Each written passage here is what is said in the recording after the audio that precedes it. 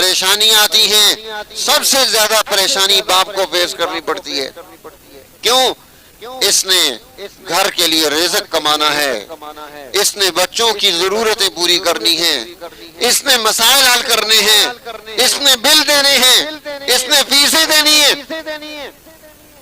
یہ پریشان ہوگا، اس کے پاس وسائل معیشت کی کمی ہوگی، ضروریات زیادہ ہوگی۔